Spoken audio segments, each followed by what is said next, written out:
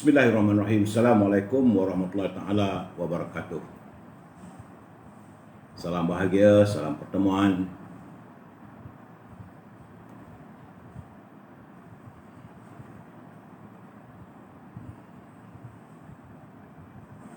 Ya. Siapakah yang muncul pertama? Saudara Muhammad Fuad, apa khabar? Waalaikumsalam. Saudara Mustafa Ilyas, Saudara Ibrahim Cik Muda, terima kasih menemani saya saban malam di Sri Ri. Man JB, wih, apa tu man? Hamzah Hussein, Saudara Nasri Yusof, Amaluddin Sagi, Muhammad Faizal Jamil, Waalaikumsalam. Salam cinta damai ya, Saudara Ashraf Mustafa, Supian Pian, Nasa GL, Syarifuddin Syahari, Cik Din, Nenek Porak, Said Barodin, Nur Haidin Muhammad, Zainal Muhammad Ali. Teman tengok apa teman? Diksi, Salam Perjuangan, Zubaidi, Nur Azwa, Muhammad Azmi, Muhammad Ali, apa khabar moga-moga sihat Syaf Offspring, Saudara Syukur Jamil, Saudara Mas Albanji Wahab, Puan Norlela, Putih Zul, apa khabar Putih? Raja Kamal, Raja Bazlan, apa khabarku? Semoga sihat. Anwar Idris, Abu Sama, Fuad Rahman, saudara makan apa? Saya makan laksa hari ni. Saudara Abu Talib, Susilawati, Ajis Kota, Mat Otai Harun, Acali Bantayan, Rahmani Rahim, Azmi Hassan, Yub Ramli dan teman-teman yang lain yang tak dapat saya santuni satu persatu akan saya santun malam nanti ya. Ya, Wak Sukiming jangan marah awak. Zainah Latif. Saya harus memberi pencerahan terlebih dahulu. Hari ini tanggal 28 Februari, hari terakhir bulan Februari. COVID-19 hari ini masih lagi memperlihatkan peningkatan. Semalam 2,364, tapi hari ini naik lagi 2,437 warga kita yang dijangkiti oleh virus corona, yang menjadikan jumlah sudah 300,752 orang dan mengundang kematian sejumlah 9 kematian. Jumlah terkumpul 1,130. Di Sabah dia meningkat, ada penurunan. Semalam 157, hari ini 134. Labuan semalam 2 hari tiada jangkitan, hari ini ada 2 jangkitan. Di Sarawak ada penurunan tapi masih lagi berlegar pada angka 171. Di Kedah turun semalam 17, hari ini 13. Di Pulau Pinang lega semalam 155, hari ini 105. Begitu juga di Perak. Ada kelegaan tetapi masih lagi 287 daripada 305 orang yang dijangkiti oleh virus corona. Di Selangor meningkat pula. Semalam 862, hari ini 914. 2 hari berturut-turut ada peningkatan. Sebelum tu 633. Di Kuala Lumpur juga meningkat persatuan. Sebelum itu 122, dia turun 117, hari ini meningkat 337. Putrajaya 3 saja. Di Negeri Sembilan juga susut daripada 74 pada 65. Begitu juga di Melaka, semalam 17, hari ini 10. Di Johor dia naik balik 276, 2 hari lepas dia naik 314, hari ini 340. Jumlah keseluruhan di Johor sudah 35,957 warga Johor yang dijangkiti oleh virus corona. Di Pahang semalam 8, hari ini 11. Saya melihat trennya, kalau Johor meningkat maka Pahang pun meningkat. Kalau Johor turun, Pahang juga turun. Mungkin kerana negeri itu bersebelahan agaknya. Di Terengganu ada peningkatan cuma 1. Semalam 11, hari ini 12. Di Kelantan turun semalam 68, hari 33. Dan alhamdulillah masuk hari kedua Perlis sifar virus corona. Saudara, itulah laporan kedudukan dan segi angka berhubung dengan mereka yang dijangkiti oleh virus corona. Dan saya melihat kenyataan kemarin, kelonggaran merentas sempadan daerah dan negeri, kata Ketua Pengarah, akan dipertimbangkan jika 70 hingga 80% rakyat sudah diberi vaksin COVID-19. Ya, menurut Tan Sri Nur Hisham, Kementerian Kesihatan belum mempertimbangkan kebenaran untuk merentas daerah dan negeri walaupun program vaksinasi sudah bermula, dan beliau menyangkakan negara mencapai imuniti kelompok dalam tempoh 6 hingga 9 bulan. Jadi artinya sepanjang tempoh itulah Kementerian Kesihatan menggunakan dua pendekatan, iaitu kesihatan awam menerusi pemantauan prosedur operasi standard SOP dan strategi vaksinasi. Jadi sebaik negara mencapai tahap imuniti kelompok yang disasarkan, barulah Kementerian Kesihatan akan mempertimbangkan untuk merentas negeri, merentas negara dan sebagainya. Tapi ia memerlukan juga data-data dari negara lain. Jadi saya melihat begitu, rakyat Malaysia kita ada 30 juta. Vaksin baru masuk ada lebih kurang 300,000 saja, itu 1%. Itu pun tak semua yang menjalani vaksin. Jadi kalau kita tolak kanak-kanak, warga tua berusia 60 tahun ke atas, bagaimana nak mencapai 70%? Jadi kalau nak tunggu sehingga 70% yang disuntik vaksin tersebut, baru nak longgar rentas sempadan atau lempah daerah, jadi berapa tahun lagi lah. Jadi ini persoalan ni kita tanya pada Tan Sri lah, berapa tahun pula rakyat nak tunggu baru boleh merentas. Ini keadaannya ya saya sendiri tak faham. Malahan semalam Menteri Sains Teknologi Khairy Jamaluddin pula memaklumkan bahawa beliau tidak tahu bila vaksin Sinovac, bahawa ada juga vaksin jenis bukan Pfizer tapi Sinovac, keluaran daripada negara China, akan diluluskan oleh bahagian regulatory farmasi negara. Ini kerana katanya kerajaan menyerahkan sepenuhnya kepada bahagian itu untuk membuat penilaian secara bebas tanpa diganggu. Artinya vaksin Sinovac masih belum disahkan boleh digunakan. Jadi sebab itu kata Zahri, saya tak boleh tahulah sebab NPRA buat kerja secara bebas dan berkecuali. Jadi kita nampak cerita vaksin ni pun tak tuntas, tak selesai. Ketua pengarah kata nak 70%. Dia macam mana ni? Saudara Mak Zulkifli, tak tahulah saya ya, Saudara Rosli, Saudara Nazri. Itulah keadaan berhubung dengan COVID-19, nak nak dilakukan injeksi. Ketua pengarah kata mesti 70% baru boleh rentas negeri ataupun negara rentas daerah. Tak ada 70% tak boleh. Berapa lama nak tunggu? Berapa tahun? Apakah kita akan terus terkurung begini? Dan Barum bin Waria, rentas negeri. Lamanya tu, betul lah tu keadaannya. Itu yang saya dapat daripada kenyataan. Saya tidak mengeluarkan sebarangan. Apa yang saya dapat, saya nyatakan saudara untuk kita fikirkan. Kenapalah mereka tak memikirkan sebelum buat satu keputusan itu. Perlu dah dibincang, diperhalusi. Saudara Azmi Ahmad, lemah kerajaan Perikatan Internasional ni. Baiklah, kita tinggalkanlah, kita masuk sekejap. E-commerce, jangan lupa. Saudara dengan Azhar 011-330-41241, kita teruskanlah meniaga kita. Dalam keadaan sekarang tak boleh nak merentas, iklankanlah produk saudara. Saya sentiasa, orang tak suka pun saya buat juga. Jualannya kalau dengan Azhar,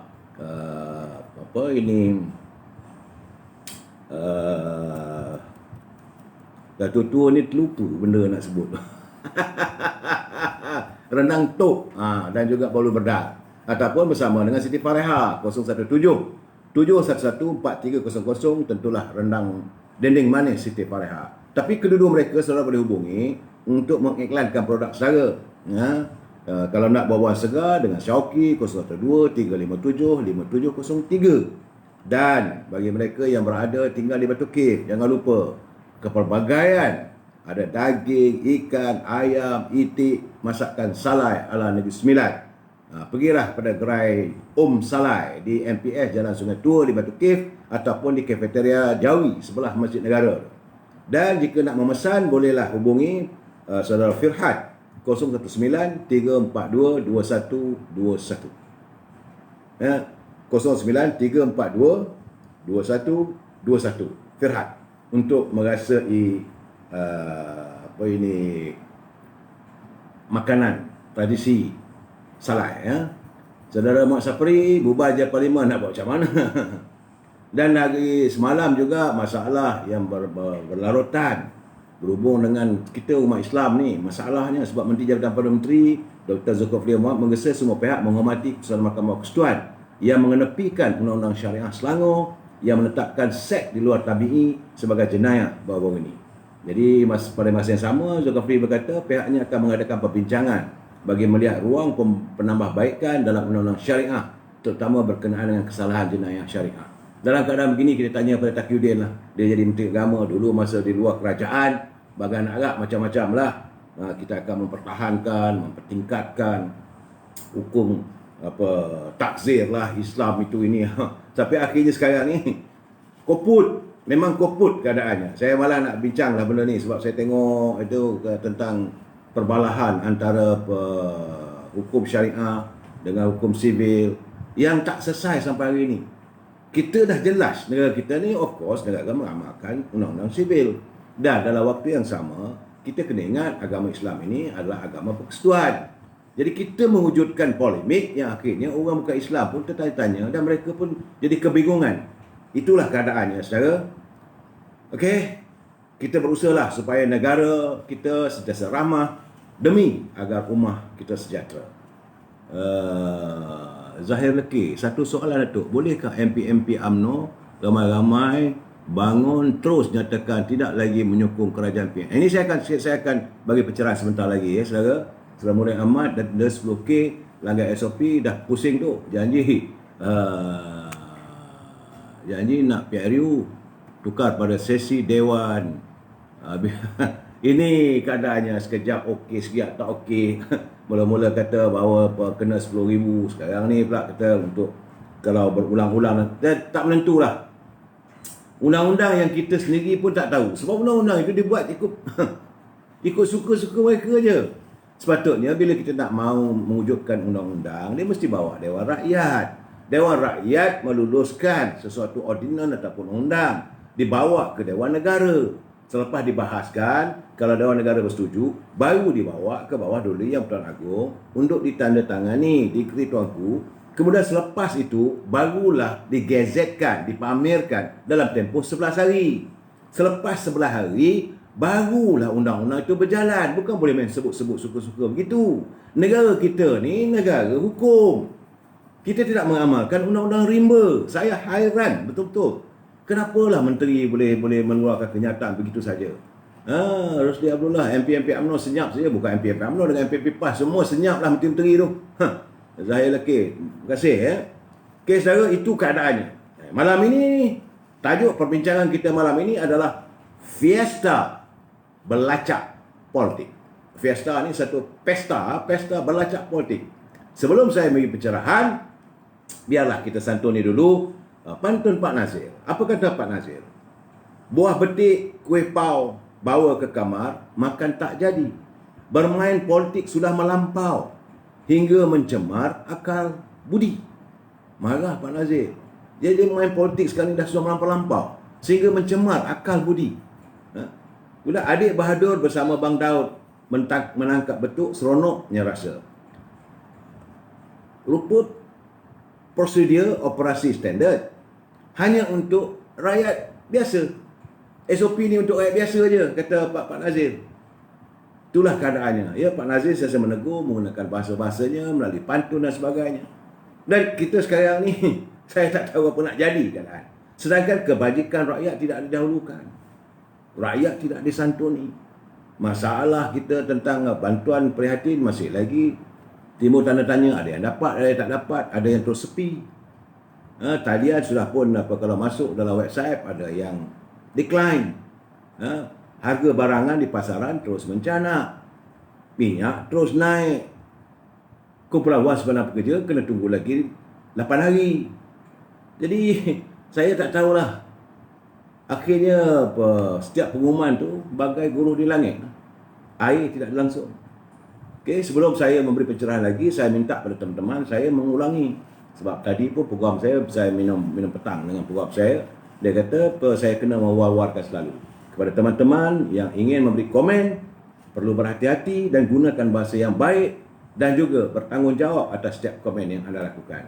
Sebab saya tidak bertanggungjawab atas apa yang anda beri komen. Kalau ia menyalahi undang-undang, anda harus memikul tanggungjawab itu. Sebab saya pun tak punya kemampuan.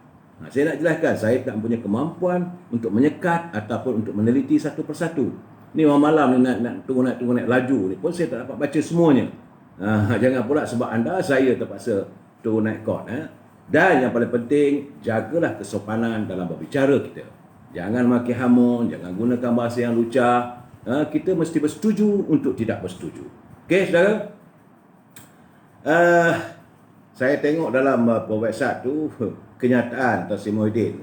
Apakah memang itu kenyataan beliau, saya tak tahu lah, tapi dalam website tu, dalam Facebook, dia tulis tu kenyataan Sri Muhyiddin, dia kata rakyat harus turut sama berkorban menerima kenaikan harga minyak di pasaran tempatan demi untuk kestabilan politik, kestabilan ekonomi negara tanpa mengira soal COVID-19, perintah kawalan pergerakan atau perintah darurat. Yang penting katanya ekonomi negara mesti dia pertingkatkan. Jadi bila keluar benda tu dalam Facebook, maka ramailah beri komen. Saya tengok akhirnya rakyat Malaysia keseluruhannya mencadangkan kepada Tan Sri Muhyiddin. Dia kata harga petrol ni naikkanlah 10 sen tiap-tiap minggu. Kerana rakyat nak membantu kukuhkan ekonomi negara, insya-Allah. Kalau kita bersyukurlah, alhamdulillah, terbaiklah kerajaan Perikatan Nasional ni kerana mencari jalan penyelesaian mudah dengan meletakkan beban ke atas rakyat. Tahniah Tan Sri. Inilah berfikiran secara waras. Kemudian ada kiriman satu lagi tu, dia kata tu hari ni mak bapak sibuk berbelanja. Ibu bapa sekarang ni sibuk berbelanja, membeli pakaian sekolah anak-anak sebab besok dah mula sekolah, buka. Dia bukan sikit, dia kata duit yang perlu dikeluarkan. Kalau ada 3 orang anak, macam mana? Tu hari mak bapak dah keluarkan duit untuk beli gadget, untuk kelas di rumah. Jadi kalaulah kementerian pendidikan tidak tergopoh-gapoh mengatur jadual persekolahan anak, taklah teruk mak bapak, tak adalah kena keluar duit belanja lagi. Ini Aisina belum dapat lagi katanya. Takkan nak kena pinjam duit Along untuk beli pakaian sekolah pula. Jadi ramai yang menyatakan Kementerian Pendidikan ini menyusahkan ibu bapa. Dan seperti yang saya jangkakan, ada pula pengumumannya. Kementerian Pendidikan membuat keputusan untuk menangguhkan sesi persekolahan di kawasan-kawasan tertentu termasuk di Sarawak, di mana penangguhan itu dijadualkan selama 2 minggu lagi. Saya kata ni apa hal pula lagi ni? Ada pula kawasan-kawasan di Sarawak dan semua ditangguhkan. Jadi kita naik pening sebelum buat satu keputusan tu, bincanglah baik-baik. Saya tak tahu nak kata apa. Jadi apa yang pastinya kerajaan PN ini adalah sebuah kerajaan pondok-pondok lah. Mana menterinya macam Pak Kadut. Okey, kita naik. PN, petrol naik. Betul lah, Syarif balik. Kemudian satu benda yang agak mendukacitakan sekarang ni, menerusi laman yang dikirimkan oleh Malaysia Shopping, kabarnya ujung bulan Mac ini, maka pusat membeli belah The Curve di Damansara akan ditutup. Sebuah lagi pusat membeli belah akan ditutup. Artinya ekonomi kita semakin menyusut. Tidak ada pencerahan, tidak ada kecerahan, tidak ada daya upaya, maka tuan punya pemilik gedung pusat beli belah dah turun, tak mampu untuk bertahan. Itu keadaannya, dan dia akan menamatkan operasinya pada 31 Mac. Jadi katanya kepada mana-mana rakan atau pembeli bolehlah mengunjungi pusat membeli lain seperti di Salwe Giza, dekat Scott Garden, Stay Walk, Trik KL dan kawasan-kawasan berhampiran. Saya tak tahulah pula macam mana pula, tak rasanya tak lama lagi Wan Utama pun boleh juga tergugat. Sebab hari ini kedudukannya, kalau saudara pergi ke pusat-pusat beli belah, sepi. Walaupun alam persekolahan, ibu bapa yang nak pergi membeli baju pun tak ramai. Kerana mereka tidak mempunyai kecairan wang. Saya sedih. Itu keadaan saudara. Dalam bagaimanapun kita harus menuntut kerajaan. Ini satu benda lagi ni, ini serius. Ini persoalan yang serius. Iaitu kerajaan dan pihak berkuasa wajib bertindak atas laporan kepada H dan juga The Daily Mail yang menyentuh tentang mantan Governor Bank Negara kita, Zeti Akhtiar. Ini disebabkan menurut laporan itu serius. 2 bulan, 3 bulan dulu memang cerita dah keluar, tapi perinciannya tak ada. Sekarang ni dah ada perincian, ratusan juta, puluhan juta melibatkan wang yang disimpan ataupun dimasukkan dalam akaun di Singapura.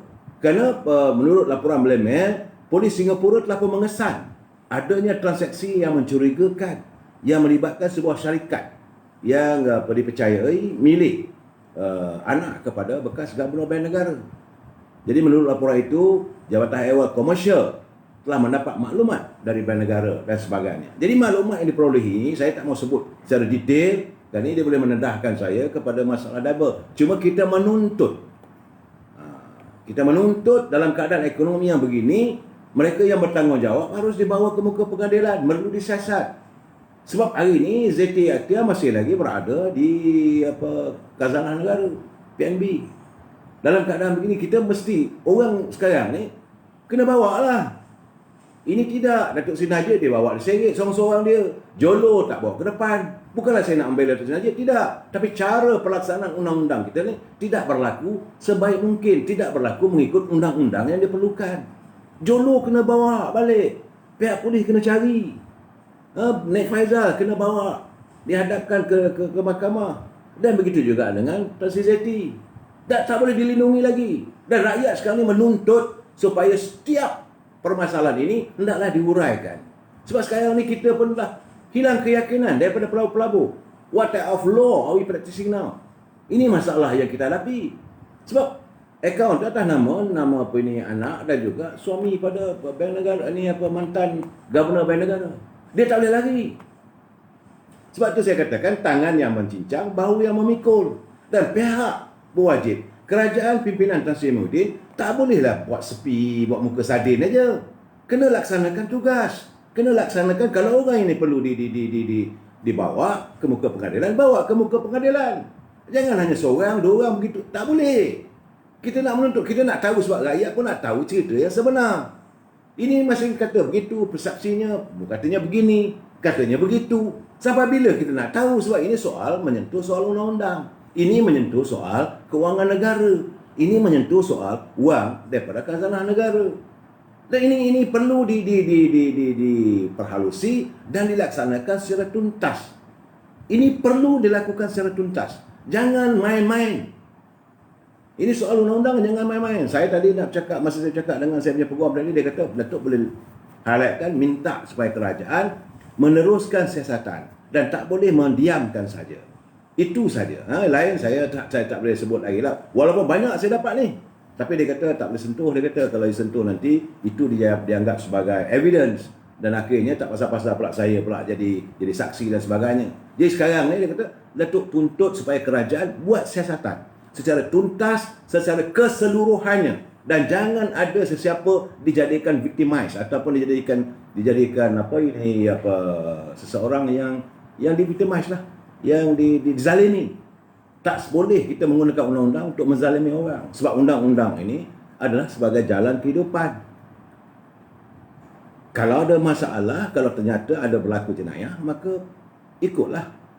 So, kita mengharapkan supaya pihak kepimpinan negara mengambil serius. Sebab dah ada kali kedua, isu tentang ZT ini sudah timbul lagi. Timbul di Singapura, laporan The Age, laporan The Daily Mail, dalam negara, rakyat mula tambah bingung lagi. Janganlah sibuk nak cari tempat. Saudara Amin Sharif, dia menghantar pada saya, dia kata, Datuk, boleh tak Datuk ulas tentang ada profesor yang otaknya bingai. Yang mungkin katanya, ini bab politik saudara ya, yang itu selesai lah. Ini kita masuk bab politik sedikit. Dia kata yang bingai ni bagi pandangan. Sebab kajian Profesor, saya kata Profesor Kangkung, dia kata unit kajian pilihan raya Universiti Islam Antarabangsa. Dia gunakan nama Universiti Islam Antarabangsa. Mendapati rakyat negara ni masih tetap memilih Pakatan Harapan berbanding Barisan Nasional dan PAS. Ini saya kata sebenarnya dapatan ini sebelum pilihan raya dulu. Tapi tak boleh digunakan sekarang. Sebab sekarang ni rakyat dah jemu, dah jelak. Jadi kamu yang menjadi sebagai seorang profesor tak boleh mengeluarkan kenyataan begini. Dan kamu menggunakan perkataan unit kajian pilihan raya Universiti Islam Antarabangsa. Ini tak boleh. Ketuanya Profesor Datuk Seri Dr. Syed Arabi Aidit berkata, berdasarkan kajian secara bersemuka dengan 1,400 responden mendapati jawapan rakyat dari segi persepsi PH agak kritikal, nama mereka akan tetap memilih PH. Ini apa benda ni? Kalau orang dah kritikal ni, tak ada lah.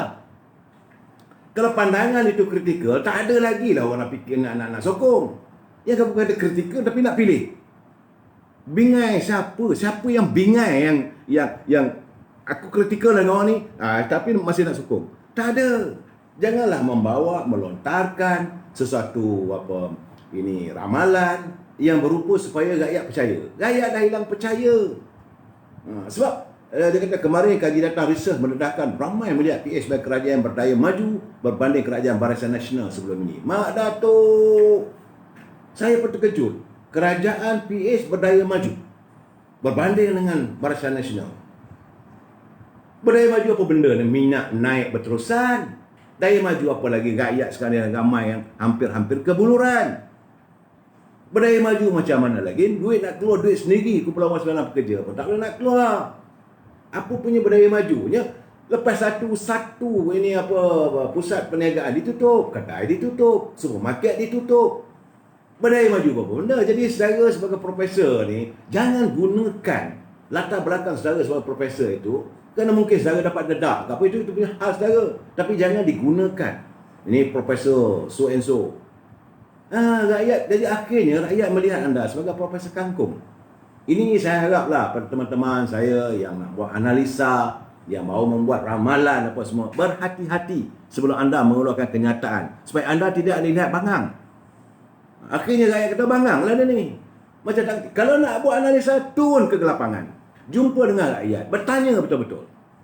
Ini tidak hanya dapatan telefon. Okey. Mungkin kawan-kawan you survey begitu. Turun bertanya dengan kedai-kedai makan, bertanya dengan pasar-pasar. Pergilah ke Pasar Borong. Anda akan lihat apa berlaku di Pasar Borong sekarang. Saya ada jumpa, saya ramai kawan-kawan saya yang jadi pengurus bank di Pasar Borong, ada 5-6 bank. Dia kata dulu masa kerajaan Barisan Nasional dulu hari-hari transaksi bank di Pasar Borong berjuta. Hari ini dah berkurangan. Dan di pasar-pasar pun begitu juga. Kedai-kedai makan. Semalam saya makan satu restoran, macam nak menangis. Tuan punya restoran, dia kata setahun, dia kata saya mempunyai 20 orang pekerja, gaji di pukul 2,000, 24,000 sebulan. Setahun saya kena tanggung 240,000 gaji saja. Meniaga tak boleh. Ni mana datangnya yang kamu katakan bahawa maju? Hari ini saya pergi makan sebuah kedai lagi dengan kawan saya, dengan program saya apa semua tadi. Dia pun cakap yang sama. Tuan punya kedai, saya borak dengan tuan punya kedai. Dia kata samalah, dia kata sekarang. Cuma dia kata sekarang ni ada kelegaan. Saya kata lega kenapa? Sebab this while sebelum ini cuma 2 orang aja boleh makan, sekarang 4 orang. Adalah kelegaannya. Tapi perniagaan merosot sebab pelanggan tak ramai. Ini keadaannya yang kamu sebagai profesor mengatakan kalau lebih baik ni. Di mana datangnya saya pun tak faham.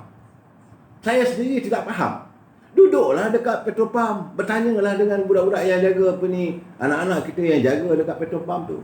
Berapa banyak kereta yang masuk, yang mengisi minyak penuh tangki. Tak ada dah. Barang bertambah naik. Macam manakah? Saya tak faham. Saya mintalah supaya Profesor CRB ke, jangan gunakan universiti anda itu supaya rakyat hilang keyakinan pada anda punya universiti. Datuk Ustaz sebut mana tadi? Datuk Ustaz sebut tadi bukan kerajaan PH tapi kerajaan PN, harap maklum. Nah, saya Saudara Mazhur Hanis, ini kenyataannya dia kata PH. Saya tak tahulah, saya dapat saya begitu. Dia PH ke PN pun sama lah, 2 kali 5. Dia PN dengan PH ni 2 kali 5. Ini kerajaan PN ni ikutan daripada PH. Artinya kerajaan pimpinan ataupun gerombolan yang menumbangkan kerajaan Barisan Nasional. Okey saudara, itu setakat ini saya menyantuni permintaan daripada teman-teman supaya saya memberi pencerahan tentang kenyataan seorang profesor. Bukan seorang, ada 5-6 orang profesor yang memberi gambaran dan sebagainya. Macam-macam. Saya gelak. Sebab mereka duduk di bilik hawa dingin, tidak turun ke lapangan, tidak tahu apa yang dialami oleh rakyat. Saya turun ke lapangan. Saya naik MRT. Saya naik LRT. Saya tengok kedai-kedai yang dekat-dekat, dulu ada dekat LRT tu, dah tutup. Macamnya contohnya LRT dekat Bangsa. Adalah dulu ada BAG punya kedai jual buah-buahan. Tutup. Kedai-kedai bersepah dekat kawasan rumah saya ni, semua for sale, for to rent dan sebagainya, dah tak ada. Dan anda kedai tayar saja pun berapa banyak dah tutup. Tutup. Bukannya hari Minggu, tutup. Dah tak ada. Gulung tikar. Dan mereka sekarang ni sebenarnya, rakyat sekarang ni tunggu masa ni juga. Sebab saya kata, sudah menjadi bara api kemarahan bertukar menjadi dendam. So, itu gambaran saya. Sekarang ni saya nak mengulas tentang fiesta belacak politik. Ini saya nak cerita ni tentang Fiesta Berlacak Politik. Sebab saya menerima kiriman takwim kahwin parlimen. Kononnya parlimen memanglah pada kalau mengikut dia punya takwim kalendarnya pada 8 Mac hingga 8 April parlimen harus bersidang. Selama 20 hari. Kemudian sambung lagi pada 14 Jun hingga 1 Julai. Selama 12 hari. Tiba-tiba dalam website takwim itu kosong hari. Saya kata macam mana pula? Daripada 20 hari, 8 April, 8 Mac sampai 8 April selama 20 hari. Daripada pemusyawaratan kedua, 14 Jun, 1 Julai, 12 hari. Tiba-tiba sekarang website itu kosong. Hari tak ada. Sampai pula lepas itu, sebentar tadi, sebelum saya memberi pencerahan, saya menerima kiriman bahawa Dewan Rakyat tidak akan bersidang. Sebagaimana yang dijadualkan pada takwim itu. Daripada 8 Mac hingga 8 April. Tak ada. Ini menurut kenyataan daripada Timbalan Speaker, Datuk Rashid Hasnun.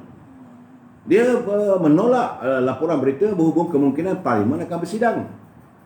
Katanya Sekretariat Parlimen perlu memberi notis mesyuarat sekurang-kurangnya 28 hari lebih awal kepada ahli Parlimen. Itu betul. Dia bukan boleh begitu-gitu je Parlimen kena bersidang, dia kena bagi notis.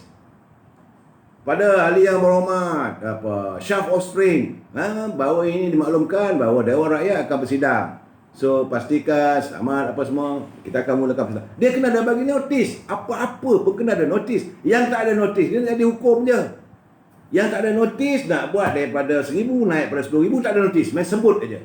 Parlimen nak bersidang pun kena notis kurang-kurangnya 28 hari.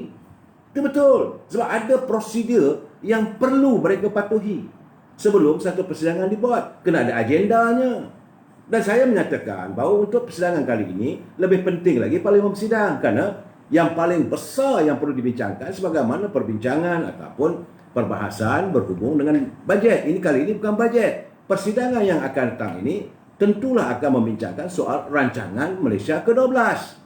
Bila sebut rancangan Malaysia ke-12, ia memerlukan bajet kewangan yang besar.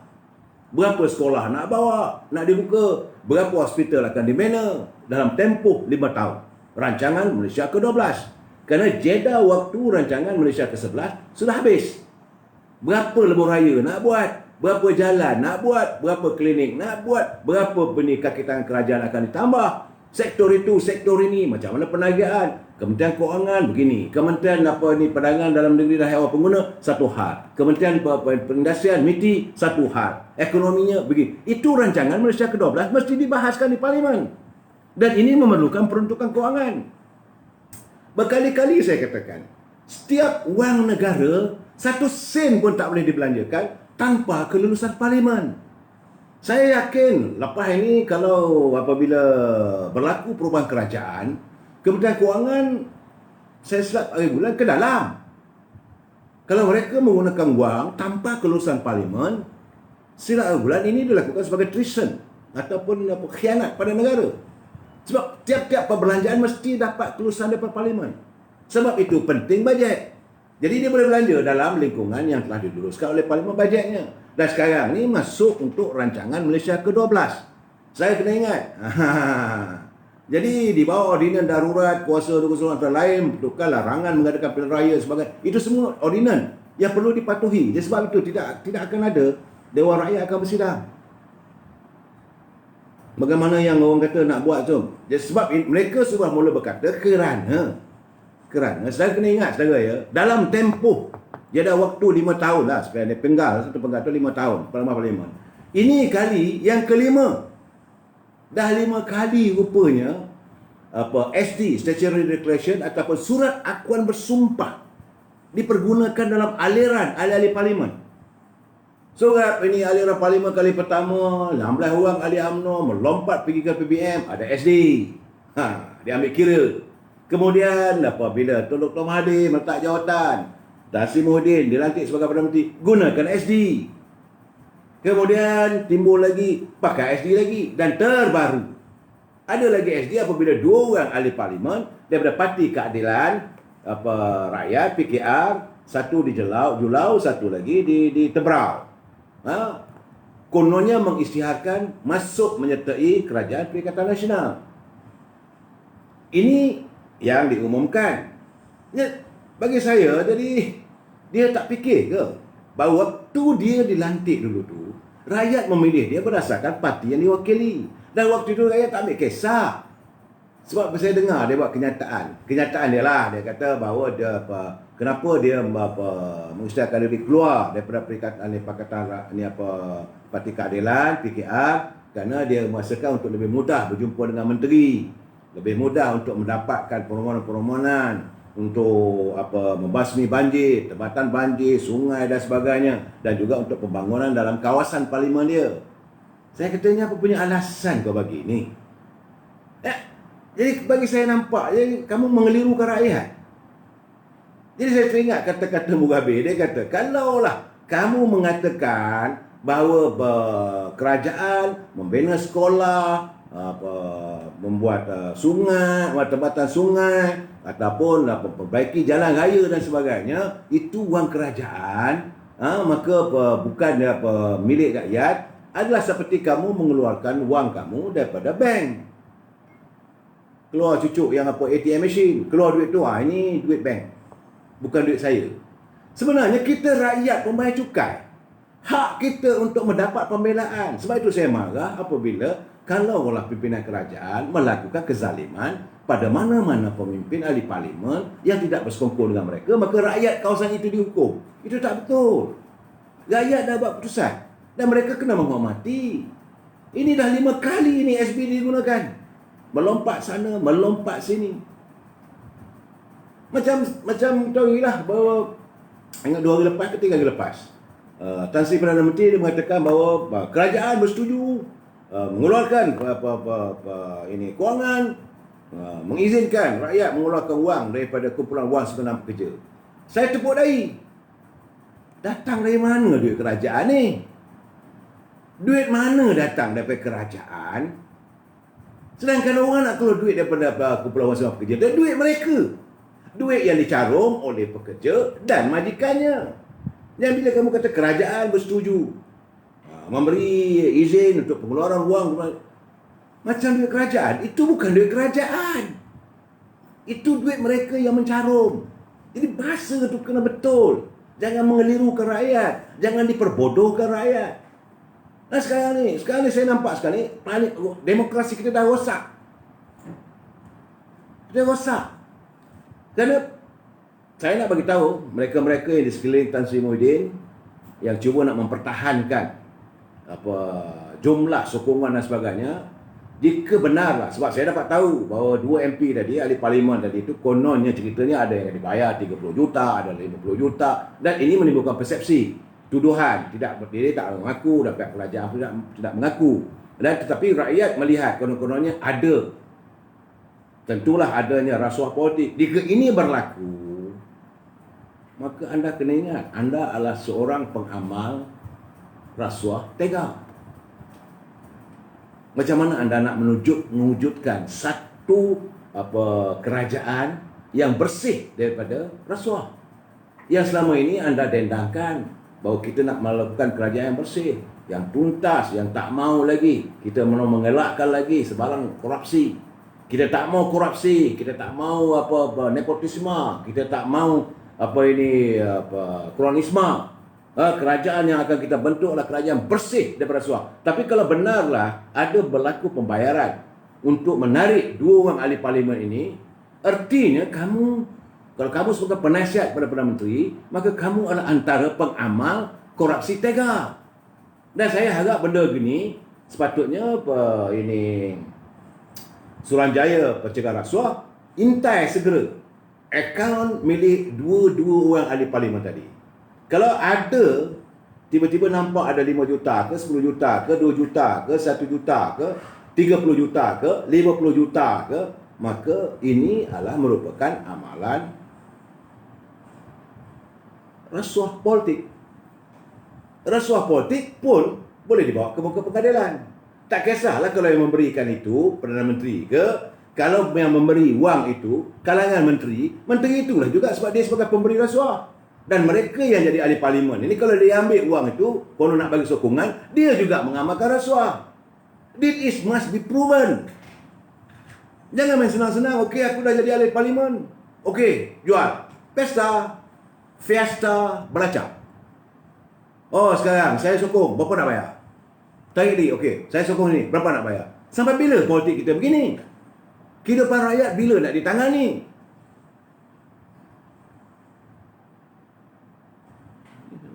Dan agak-agak lah tu ni apa ni? Agak-agak lah dia kata apa ni, KP pun PM yang lantik. Apa cerita? Surat Aman Is. Soalnya saya bukan apa, kita menuntut. Soal dia Perdana Menteri lah. Dia lantik lah. Tapi dia kena harus menjalankan tugas dia. Sebab ini sebagai daripada amanah rakyat. Saya bercakap sebagai rakyat. Saya bercakap sebagai pembayar cukai. Saudara, jangan kata kita tak bayar cukai. Hari-hari kita bayar cukai. Macam saya katakan, saya isap rokok, saya membayar cukai rokok. Saya pembayar cukai. Saya minum di kedai. Ada cukai-cukai yang dibayar oleh ini tuan punya kedai. Dia beli minyak, dia beli itu, dia beli ini. Itulah cukai daripada rakyat. Dan kita sebagai pembayar cukai perlu tahu apakah wang ini kamu gunakan untuk membeli undi, apakah ini digunakan untuk membeli wakil rakyat. Kalau ada wakil rakyat yang dia beli itu, kamu dapat duit sumber dari mana? Saudara Aziz, seronok jual ahli parlimen dapat benda ni. Nah, ini keadaannya lah. Jadi bila begini, saya tengok tadi ada satu dapatan saya, kiriman, saya sedih juga tengok itu, tapi inilah realitinya. Apa kata Najib? Dia kata mengimbau saat Barisan Nasional gagal. Itu pada 9 Mei tu lah, 2018. Dia menyatakan, dia kata memang masih ada pilihan pada malam PRU 14 untuk saya kekalkan kuasa dengan cara katak melompat atau langkah-langkah yang lagi dahsyat. Dia masa itu dia berkuasa. Masa itu dia masih Perdana Menteri. Walaupun diisytiharkan saja Pilihan Raya mengatakan Barisan Nasional cuma dapat 79 kursi. Pakatan Harapan dapat berapa? 130 kursi lebih lah. Okey? Dan Parti PAS dapat 18 kursi masa tu. Waktu itu, kata Tun Najib, kalaulah dia nak mengekalkan kuasa dengan cara lompat katak, dia boleh. Tapi dia kata apabila kehendak dan sentimen rakyat masa itu tidak memihak kepada dirinya, tidak memihak kepada kerajaan Barisan Nasional, jadi segala langkah yang terdesak yang dia ambil, dia takkan buat. Real gentleman. Kita serahkan kuasa kepada Pakatan Harapan. Waktu itu dia Perdana Menteri. Dia masih lagi boleh order. Sebab Perdana Menteri yang baru belum dilantik, kerajaan yang baru belum dibentuk, belum ada kat kalau nak buat. Tapi ternyata UMNO Barisan Nasional berlapang dada. Kita menerima aroma demokrasi. Kalah. Sebab dalam aroma demokrasi, yang kalah mesti mengakui, mengiktiraf pihak yang menang. Cuma kita harapkan pihak yang menang jangan menzalimi pihak yang kalah. Apa yang berlaku sekarang ni, curi-mencuri wakil rakyat. Sebab itulah sekarang ni satu hal lagi ni. Ini saya kata ini pesta apa ni belacak ni. Dan sekarang ni ahli parlimen Tebrau, Stephen Chung dan ahli parlimen Larry Seng dari PKR kononnya menyokong Perikatan Nasional, Parti Pribumi Bersatu. Dan dalam waktu yang sama, 3 orang adun di Johor, iaitu Adun Senggarang, Khairul Ibrahim, Adun Serum, Faizal Amri dan Adun Mahkota di Johor melompat pula masuk PKR. Ini karma. Jadi PKR tak boleh nak marah. You boleh terima ahli daripada parti segerombolan parti daripada Amanah. Amanah ni sahabat macam kita dalam Muafakat Nasional. Dalam Muafakat Nasional UMNO dengan PAS. Takkan kita nak ambil ahli PAS masuk dalam UMNO? Tak boleh lah, mesti ada draw line-nya. Tapi kenapa PKR terima ahli daripada Amanah? For what reason? Sebab dia berlapang dada ya. Oh, saya nak masuk malam ni PKR. Tak boleh. Sepatutnya begitu. Saudara Rashid Yusof, ini MP Lalang Datuk. Ini yang saya katakan, ini bukan lagi MP Lalang, hantu gaya pada. Sekarang ni melompat sana, melompat sini. Jadi tindakan PKR mencuri adun satu ketika dulu daripada UMNO, Datuk Nasarul Hashim. Jangan lupa pada 25 Januari akhir dengan kerajaan PKR tumbang. Ini sejarah dulu. Dia lupa yang itu. Hari ini dia curi pula lagi. Ini PKR ambil pula daripada Amanah. Tentulah mengamuk Amanah. Dan ini dalam keadaan begini, kenapa diizinkan? Yang lebih teruk lagi sekarang ni, sebab Parti Keadilan menerima ahli daripada Parti Amanah. Amanah adalah parti yang sekongkolan dalam Pakatan Harapan. Jadi kalau begitu keadaannya, ahli PKR pula, 2 orang ahli parlimen ni melompat dengan Tan Sri Muhyiddin, menyokong pula PBM. So macam mana? Takkan nak marah. Jadi dah jadi pesta lah. Kemudian di Sabah, Sibuti melompat, Warisan melompat. Rakyat jadi bengong lah. Kenapa kita mesti ada pesta lompat-melompat ni tak berhenti-henti?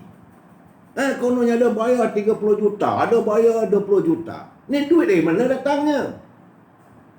What is this? Apa politiknya? Saya meluat.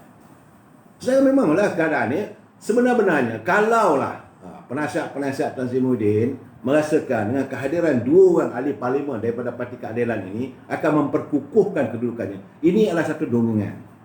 Ini dalam bahasa Inggeris panggil wishful thinking. Satu impian. Benda kalau mula bersidang saja, jangan lupa kita UMNO ada 32 seat. Kalau UMNO tarik waktu tu, apa jadi? Nak okey lah, kerana 2 orang yang datang, kononnya nak mengimbangi. Sebab daripada UMNO, ada Yang Berhormat Datuk Seri Nazri Aziz bersama dengan Datuk Seri Jazlan daripada Macang telah pun menarik sokongan. Dia datang 2 orang.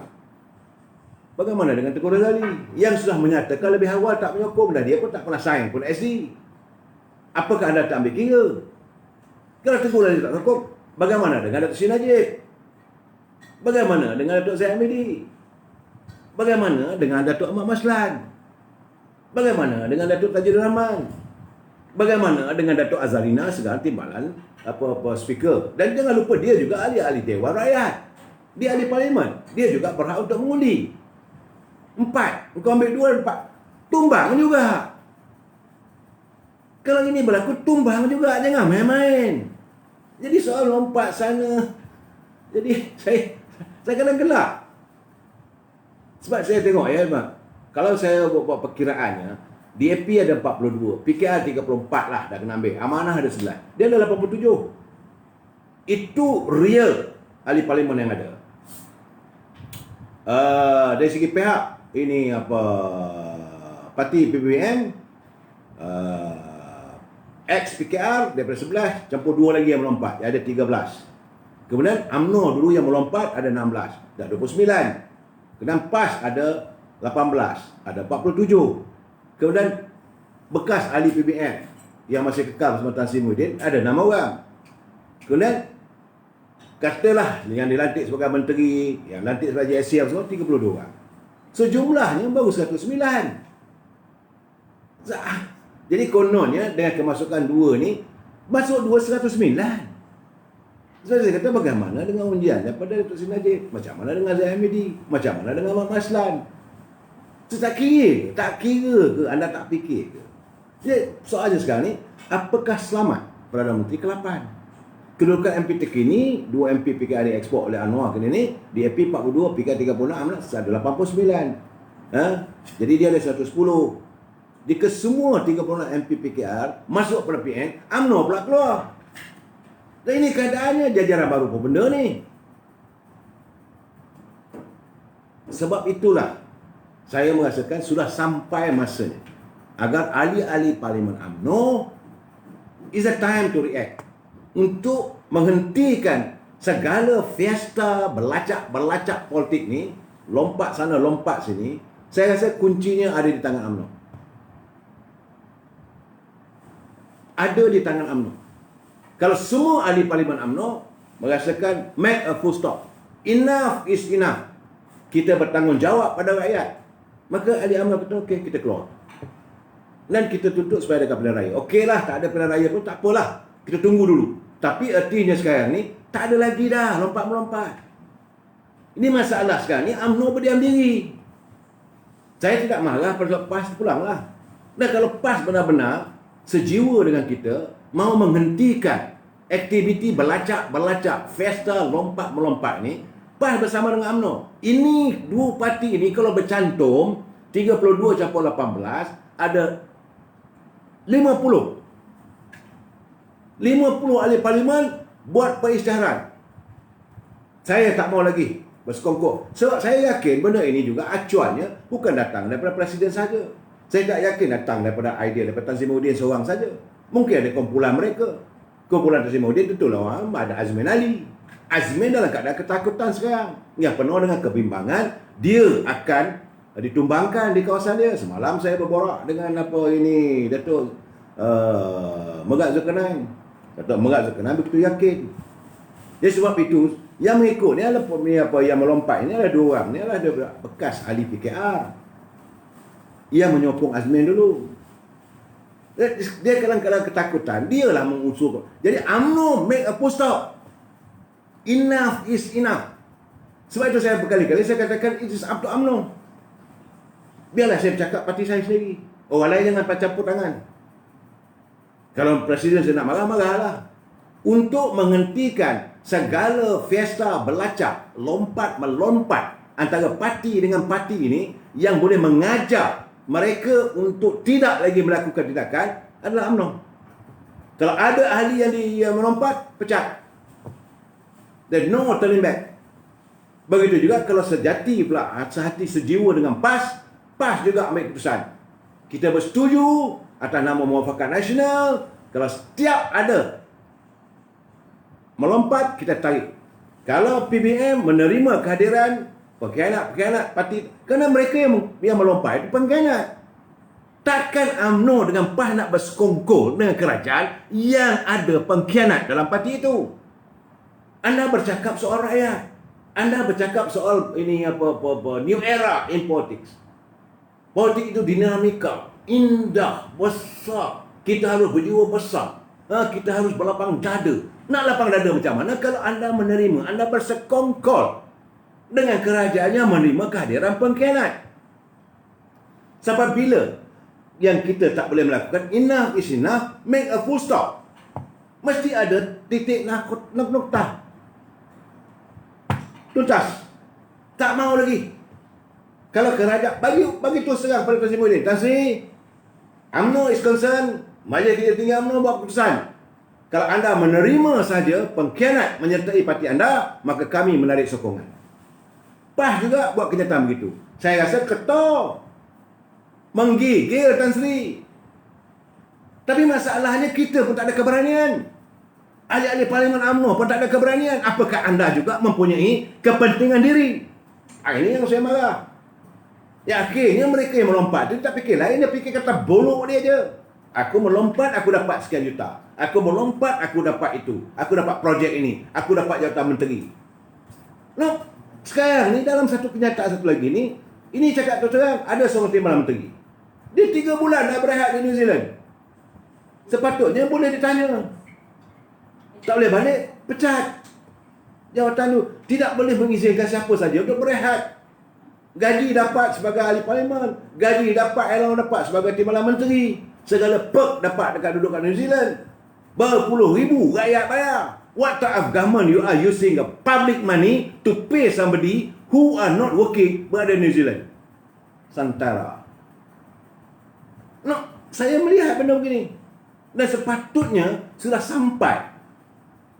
Saya cubalah kalau boleh besok nak jumpa Presiden kalau ada rezeki lah. Saya nak cakap dengan Presiden, saya cakap. Mestilah dia kata, you ni tak ada lain lah, mesti tak betul. Saya bukan soal tak betul, kita kena ada pendirian. You must have the gut to say, UMNO adalah parti perjuangan. UMNO tidak mengizinkan untuk bersekongkol dengan pengkhianat. UMNO harus dilihat suci. Nak suci macam mana kalau pengkhianat itu pun anda santuni? Sama juga yang saya cakap sama malam. PAS juga mesti lihat suci. Nak suci macam mana kalau PAS boleh bersekongkol dengan semuritan? So, kalau UMNO dengan PAS bersatu hati, bagi tahu pada Presiden, pada Perdana Menteri, ini adalah amaran terakhir nomor. Kita harus menyantuni kehidupan rakyat. Negara dah kucak-kacir. Negara dah hancur dah ni ekonomi. Tadi sebab itu saya buka gelanggang saya tadi itu menyatakan dekah dah tutup. Akan ada lagi rakyat ada yang dah tak makan. Dan Perdana Menteri menyatakan okey, rakyat mesti berkorbanlah. Minyak naik pun tak terima aje lah. Okey, rakyat boleh terima. Tapi jangan aktiviti yang sebegini. Rakyat kecewa yang teramat sangat. Kamu tak ada duit, kamu minta rakyat untuk bayar dengan harga minyak yang tinggi. Waktu yang sama, mungkin kamu gunakan duit kalau kamu bayar pada ahli parlimen berjuta. Ini apa cerita ni? Apakah rakyat tidak berhak untuk menyoal kamu? Apakah rakyat tidak berhak untuk bertanya? So, this is what type of principle you have in your life. Bagi saya terus terang saya katakan, saya tidak bersetuju. Bukan itu caranya untuk kamu untuk mendapat kuasa. Tak habis-habis SD. Dah 5 kali dah. Malu kita pada dunia luar. Sikit-sikit, Malaysian lawmaker jump to another party. Dia jangan lupa, ini news ini keluar di seluruh dunia. Kalaulah yang mewujudkan suasana begini datang daripada Azmin Ali, you kena insaf, man. Tindakan anda tak betul. Jangan nak tunjuk kebongkakan anda. Orang melompat daripada parti itu bukan artinya mereka mahu kejayaan. Pilihan rakyat akan datang, mereka akan dihukum oleh rakyat. Jangan ingat dia ada pengaruh. He is not the warlord. Betul, dulu macam MP Julau dulu dia bertanding bebas, dia menang. Maka dia dilantiklah sebagai pengurusi Pakatan PKR untuk Sarawak. Bukan artinya dia masuk PBM itu Parti Keadilan akan lumpuh. No way, bertambah kukuh lagi semangat orang PKR. Warga PKR dengan marah, dengan dendam, mereka akan lebih bersatu. Okey, 1 pergi 10 datang. This is what I'm trying to say. Inilah yang saya cuba lontarkan malam ini. Dalam pesta berlacak politik ini, mesti ada sesuatu yang mesti ada dia punya tanda nokta. Mesti ada. Kena tak habis-habis. Besok nanti Datuk Seri Anwar Ibrahim cari pula orang ni. Melompat balik ke sini. Oh, ini yang melompat 2 orang ni tak masuk. Tapi yang lain tu berapa nak? Kalau ini diizinkan berlaku, apa kata kalau dunia luar? Kalau ada ini pencatur-pencatur politik daripada negara luar dan memberi bayaran, memberi wang yang begitu banyak pada pimpinan parti-parti politik. Okey, you beli wakil rakyat ni. 10 juta, 20 juta, 30 juta. Apa nak jadi pada negara kita ni? Kalau wakil rakyatnya boleh dia beli. Wakil rakyat dia ada kesetiaan. Dia nak setia macam mana? Selalu Ghani hidup fikir, yes, saya menyantun, saya tak ada masalah. Kita kalau berpolitik, kita bertanding. Secara nak jantan. Bukan bila dah kalah, cangkap. Bayar. Ugut. Ini bukan aroma demokrasi. Negara kita ni mengamalkan cara demokrasi. Pemilihannya, tiap wakil rakyat itu akan ditanya oleh rakyat. This is what saya try to say. Saya melihat dengan penuh kerunsingan. Saya jangan ingat bahawa saya tengok benda begitu, ini subjek malah nak cakap. No. This is not the subject which we have. Saya merindukan suasana di mana kita boleh bercakap, alhamdulillah ekonomi kita hari ini naik mencana. Pasaran saham di Kuala Lumpur hari ini, di Bursa Saham Kuala Lumpur naik 500 mata. Saya inginkan suasana begitu. Dulu saya pernah menikmatinya. To be very frank, saya pernah menikmati kehidupan yang begitu santai. Apabila pasaran saham tinggi, kita boleh ada duit, kita boleh makan di hotel-hotel besar, kita boleh terbang ke sana ke sini. Suasana itu sudah hilang. It's gone. Ini adalah perbuatan kita juga. Perbuatan daripada ahli-ahli politik. Berpunca daripada hilang keyakinan rakyat. Dan akhirnya mewujud suasana politik yang tidak stabil. Bila tidak ada kestabilan politik di negara kita ini, pelabur lari. Jadi anda yang melompat ini, anda adalah kucing kurap.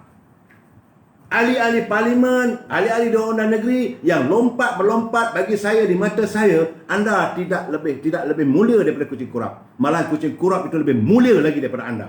Kerana anda mengkhianati kehendak rakyat. Rakyat menyokong anda. Saya tak kisahlah sama ada you datang daripada PKR ke, you datang daripada PAS, apa berasa hatinya kalau orang PAS yang melompat? Tentulah hancur hati warga PAS. Saya merasai bila warga UMNO, ahli parlimen UMNO melompat. Pedihnya terasa sehingga ke tulang hitam. Begitu juga apa yang dirasai oleh warga PKR. Kenapa anda berkhianat pada parti anda? Kenapa sebelum ini anda tak membuat keputusan? Kenapa sebelum wujudnya kerajaan anda tak buat keputusan? Sepatutnya waktu itu. Dan rakyat tak ambil kisah. Sebab itu dia mengundi anda sebagai ahli parlimen. Dia tak peduli sama ada you came from PKR ke, you came from apa-apa DAP ke, anda datang pada UMNO ke, anda datang Barisan Nasional ke. Dia tak peduli. Sebab kerana mereka percaya kepada anda yang mau membawa satu kebahagiaan pada mereka. Anda menjanjikan sesuatu yang indah untuk mereka dalam dunia politik. Tapi akhirnya anda adalah pengkhianat terbesar pada rakyat. You are not supposed to be respected as a Yang Berhormat. Wabillahi taufiq wal hidayah. Assalamualaikum warahmatullahi wabarakatuh. Kita jumpa lagi malam esok.